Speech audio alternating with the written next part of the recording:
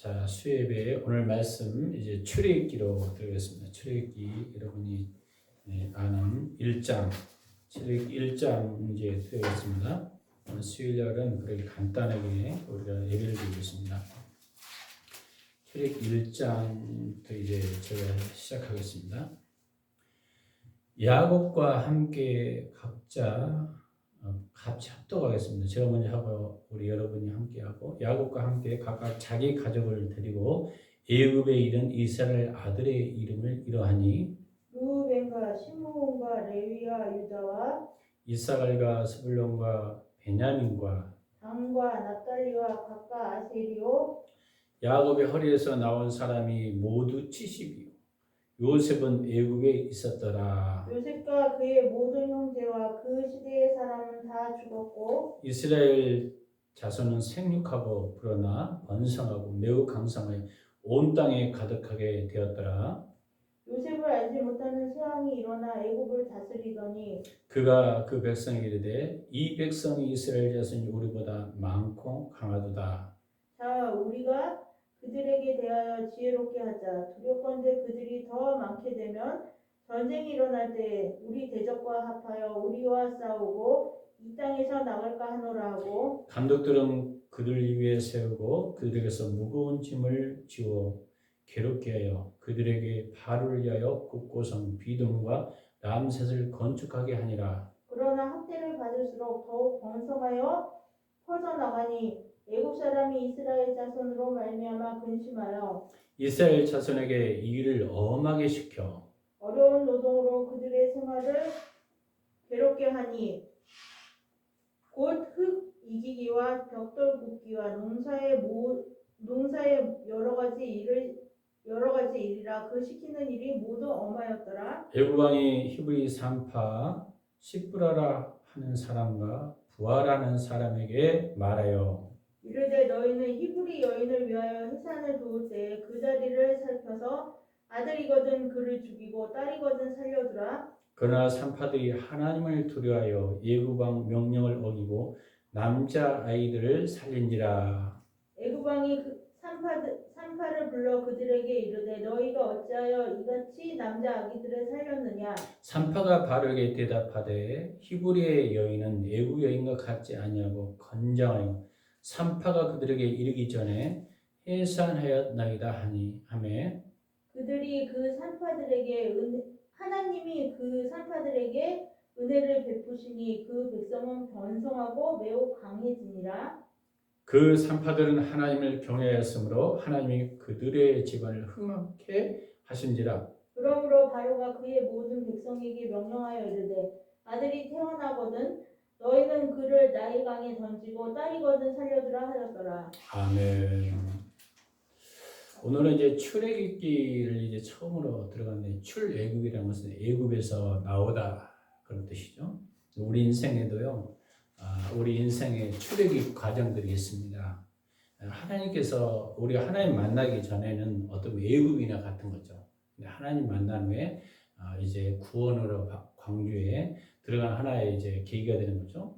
오늘 보니까 성경을 잘 여러분이 이제 보면은 성경 속에 그 답이 다 있습니다.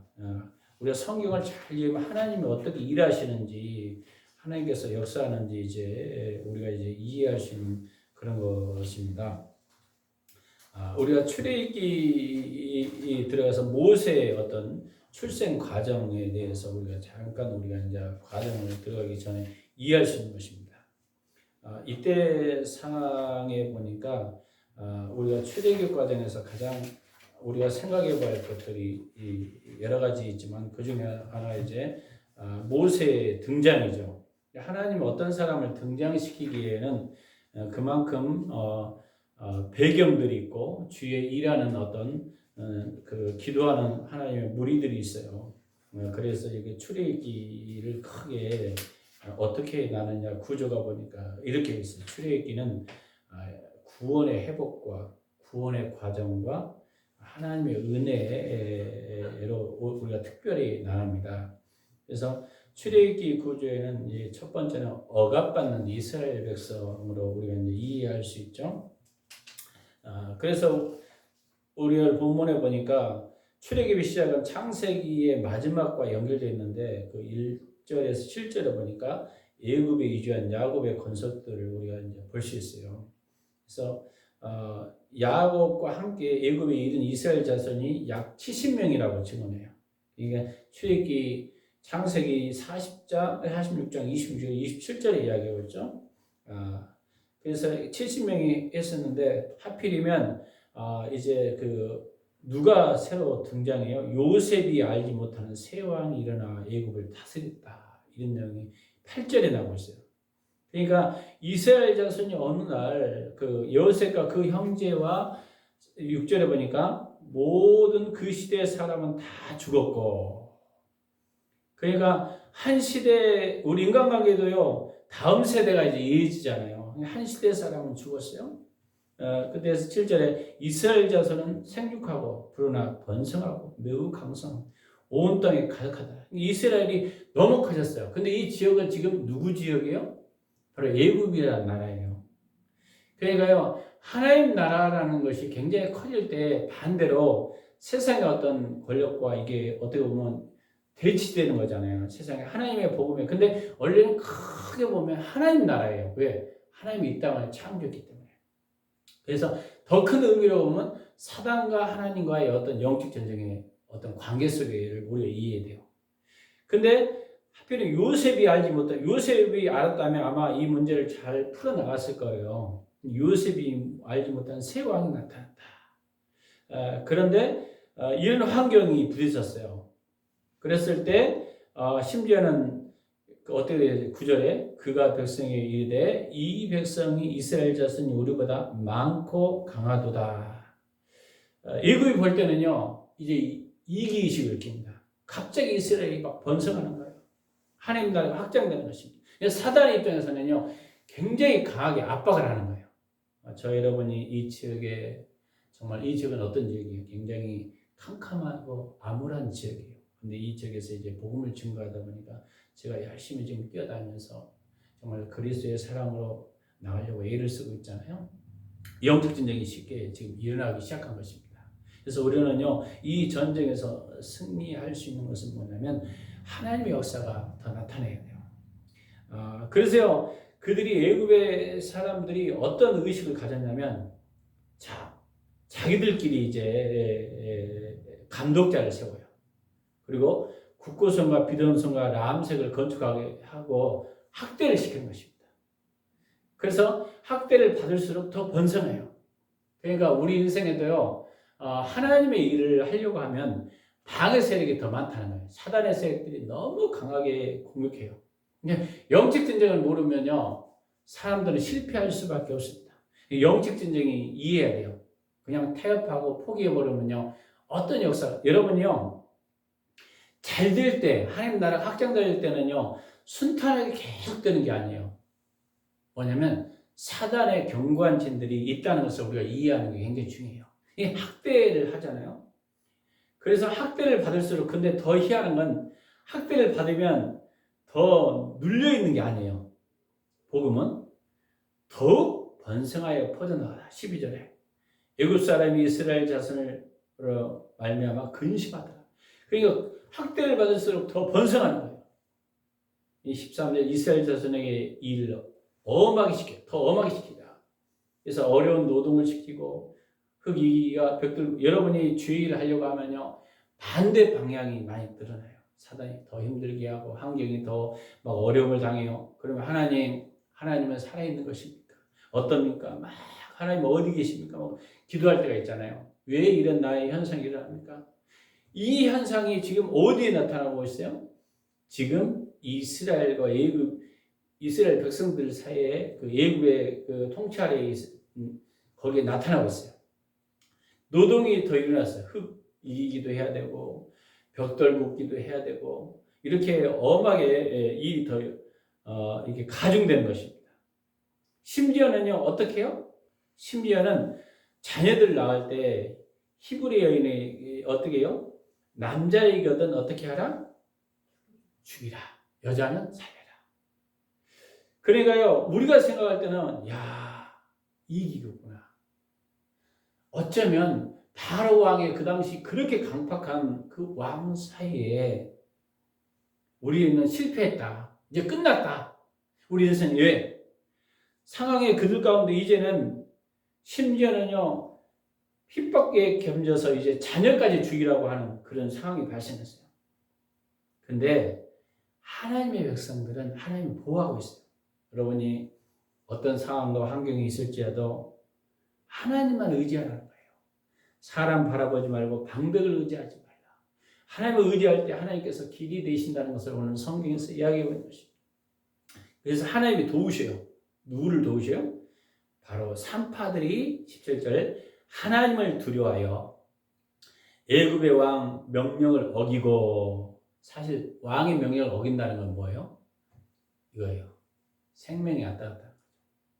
남자 아들을 살린지라. 근데 심지어는요 애굽의 왕이 이제 알아버렸어요. 아니까 우리 같으면 더 위험하잖아요. 그래서 산파들이 그 말이 이렇게 이야기합니다. 산파가 바로에게 대답하되 히브리 여인은 애굽의 여인 같지 않냐고 건장하여 산파가 그들에게 이르기 전에, 내가 산파가 말하기 전에 이미 어떻게 했더라? 나았다는 거예요. 그것은 왜 그렇게 지혜를 갖고 이야기했느냐? 20절에 하나님이 산파에게 은혜를 베푸시니. 여러분 우리 인생에도요 아무리 캄캄하고 어두워도요 하나님이 도우신다는 거예요. 산파는 분명히 애굽의 왕편이 돼야 되는데 하나님 편이 된 거예요. 우리 인생에도 마찬가지예요. 하나님의 산파에게 은혜를 베푸시니, 여러분 은혜를 베풀어 달라고 기도해야 돼요. 그 백성이 번성하여 매우 강하여집니다. 심지어는요 그 산파들이 하나님을 경외함으로 하나님이 그들 집안을 흥왕케 하십니다. 그러니까 산파들이 그 하나님을 경외했더니 하나님이 그 산파를 흥왕했다는 거예요. 이건 우리가 어떤 상황이든지 하나님을 경외하면 누가 흥왕케 시킨다? 하나님이. 여러분 하나님을 대적한 일을 해서는 안 되는 것입니다. 하나님이 함께하는 그 자리에 여러분 기도해야 돼요. 하나님의 여러분 기도하는 백성은 하나님 어떤다? 망하지 않는다. 하나님을 경외한다는, 하나님을 두려움으로 저 왕의 권세보다도 거기를 따른 것이 아니라, 산파는 어떤 사람이에요? 우리가 이제 산파를 좀 이해하는 게 굉장히 중요하죠. 이렇게 나와요. 히브리 여인을 위하여 해산을 도울 때 그 자리를 살펴서 아들이거든 그를 죽이고 딸이거든 살리라. 애굽의 왕이 히브리 산파 십부라고 하는 사람과 부하라는 사람에게 말하여. 그래서 결국 우리 인생에도 하나님을 경외할 때 여기는 어떻게 한다? 부응한다는 걸 알 수 있어요. 그리고 우리가 또 한 가지 알 수 있었어요. 여러분 그 세 왕이 말하는 내용들이 오늘 본문에 여기 나와요. 어떤 왕이 나왔냐면 이렇게 나왔어요. 10절에 자 우리가 그들에게 대하여 지혜롭게 하자. 두렵겠는데 그들이 더 많게 되면 전쟁이 일어날 때 우리를 대적이 합하여 우리와 싸우고 이 땅에서 나갈까 하노라. 그러니까요 갑자기 이스라엘 백성들이 많아지니까 애굽의 그 왕들이 이제 겁이 난 거예요. 지혜롭게 하는데 어떻게 할까? 그래서 감독자를 세우게 하고 인간적인 방법을 이제 그들이 동원하는 거예요. 어떤 면 히브리 그 이스라엘 말살 정책을 하려고 하는 거죠.